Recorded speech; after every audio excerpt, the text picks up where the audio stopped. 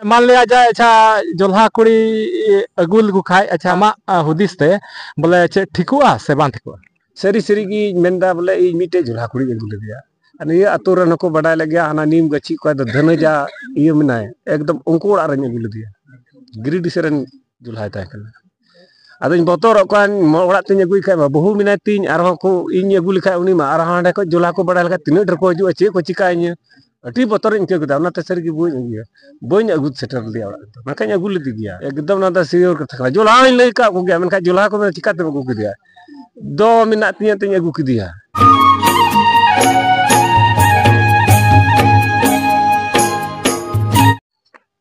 जोहार सनाम दिसम पेड़ा को आगे सगुन अतांदराम नवा अंतरराशि रे और तिहिन नुई अंतरराशि आपे को समारे तिहिना नवा ग्राउंड रिपोर्ट रे हेज अकाना ओका दो नवा साहेबगंज जिला रिया मांड्रो प्रखंड रिया ओका दो गोसाई चौक आतो और साउते नोडे बासाहा नवा बॉर्डर रे मिनाया आदो नोडे गे मिटांग दुपुड़ुप को दोहो लेदा और नोडे बनार मंझी सेन खन गोसाई चौक और बासाहा मंझी सेन खन नोडे दुपुड़ुप ताहे कना आदो ओना दुपुड़ुप गे हेज सेटेर कना और तिहिन नोडेना नोडेन को मंझी को ठेन मिद बार कथाय तुमुलाबोना और आपे सनाम दिसम होड़ को तलारे सदरा तबे माराम्बा जोहार गे जोहार गे तबे माराम्बा नोडे ओका दो आइमा होड़ नोडे जारवा हुई कना आदो नोडे दो चे रिया गालमाराव ताहे कना मासे कटी खटोते लैमे नोडे दो ताहे कना नोआ जमीन बाबत रेगे कानाडी और बासाहा नोआ सीमाना रे थोड़ा गान झगड़ा रपड़ ताहे कना आदो ओना रे दुपुड़ु गे ताहे कना नोडे दो आदो ओना दुपुड़ु दो शॉर्टकट तेगे अमीन को अगुलना आदो ओना रे दो बांग सॉन्ग चुले को नोडे मंझी बाबा और मने होड़ बाबा ये होते तेगे नोआ दो चाबा कदा बोले अच्छा नोडेना ओका ये थाके ना दो समाधान ना है अच्छा माराम्बा नितो नोआ जमीन जगह रे विवाद हमेशा गे अडी आट नेलोगो कना आदो नितो सड़क आड़ीते नेलोगो कना एकदम अडी आट अंधाधुन अबवा जगह जमी अखरिñो कना से को नोआ रे को हताव दा केन पर जेत आदो नोआ रे आम चे मेन किया नोआ रे चे मेन किया अंते आले से दो नोए नेंडे को निय कनाडी आ निय कोभरा खय नेते बोले ने बसा हबी दो निय रोड आड़े आड़े दो अभी मी कुटरे हो वाले अखरिñ का जेदा अंते ले नेल अगु केदा मिटे हो बांग आर नोआ दो आर बाले अखरिñा ले दो अंते 30 हो बांग अखरिñा ना ठीक गया अडी नपाय कथा नोडे बापे अखरिñ कदा मेनखान नितो नेलोगो कना जगह जगह ते होड़ हपन गी अडी आट जगह जमी को अखरिñेत कना आदो नोआ रिया कमजोरी चे हुई दाड़े मासे नोआ रिया कमजोरी दो कना नोआ जस्ती दो का होड़ ये होड़ आतो रे जोल्हा को मिना को चिली को एटा जेत को मिना को नुकान जगह रे नुको दो पैसा ललची को अखरिñ ना को अडिते नेल कना बन गोटा गे अखरिñ दा को मेन का आले दो निये करे दो एटा जेत परजत को बुनु कते दो अडी मौज मिना ले आदो नुको होड़ बाको बुझेउदा अंते अखरिñ दा को मेन का तायम दाराम लगी दो बाको बुझेउदा ने ने डगे गडरर गे तिने को अखरिñ चबा केदा खत्म बिल्कुल रोड आड़ी आड़ी थी तो चबा है ना जो चबा थी किनारे बगुया भी जल्दा आदो माराम्बा मंझी को ते को अखरिñ दा जमीन आदो पैसा थोर को ᱧᱟᱢᱮ kan गया हे पैसा दो को ᱧᱟᱢ दा अखरिñ kan खाय दो चिदा बा ᱧᱟम ओना रे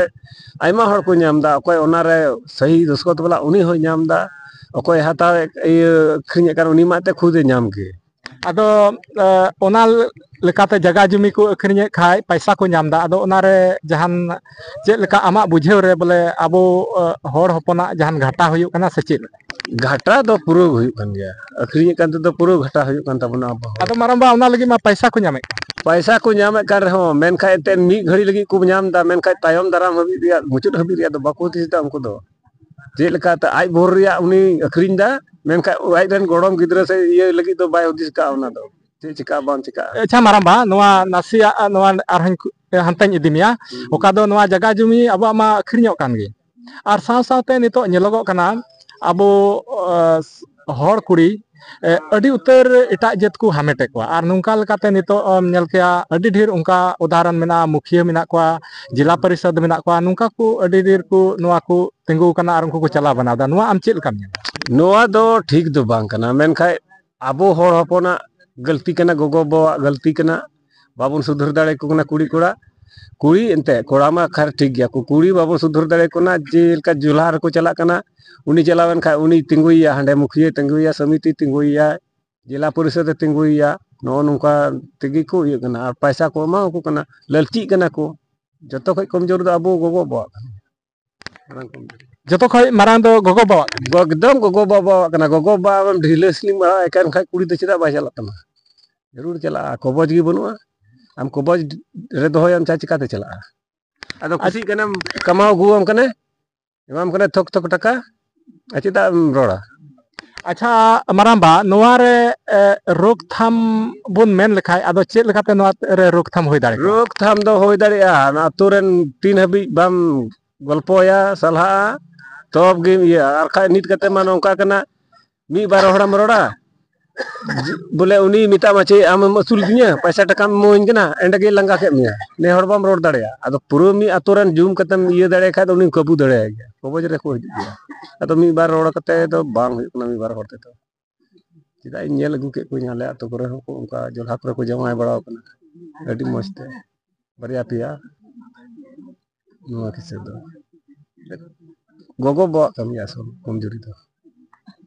अच्छा नोआ रे आधान हर नोआ को मेंदा बोले ये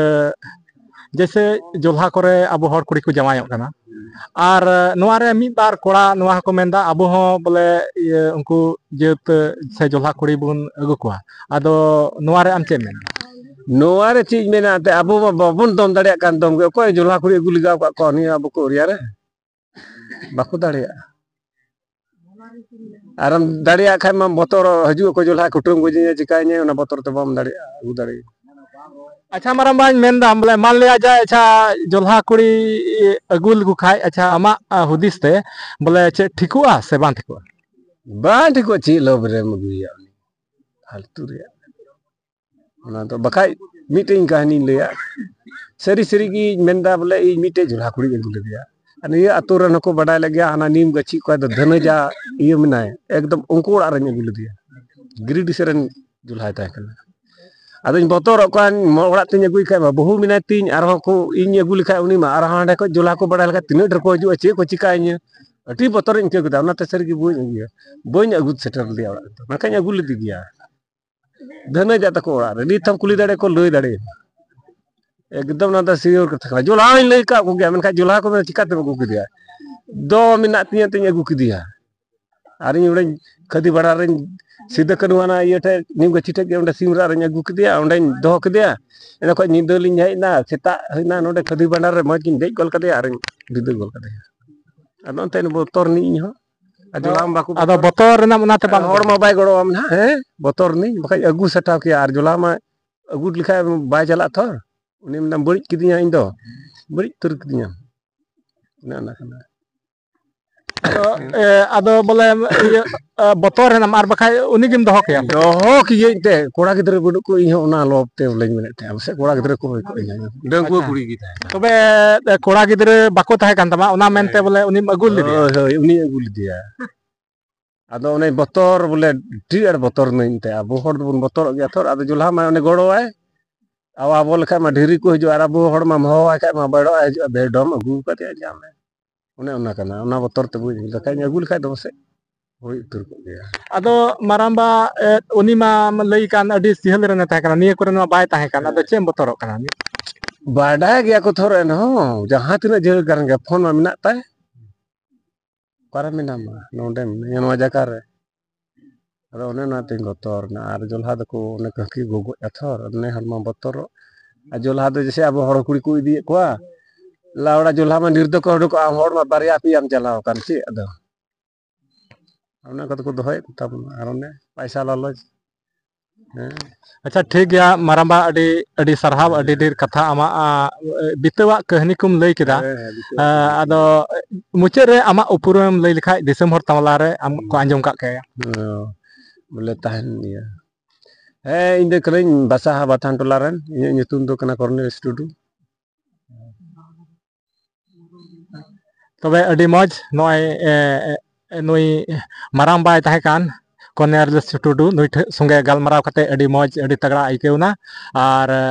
तिहिना वीडियो दो निना हरिगी नडगे मुचाद का कना और जुदी नुआ वीडियो आपे पे कुसीदा लाइक पे शेयर पे और साथे चैनल रे कोई नवा पे का चैनल सब्सक्राइब करता है मा तिहिन दो इनगी और नौका गे आरहो नवा जगह नवा ठाव रे और नवा दिन रे नौका गे बोन नेपामा मा तिहिन दो इनगी सनाम को इन पाठा से खोय मुचे रे जोहार।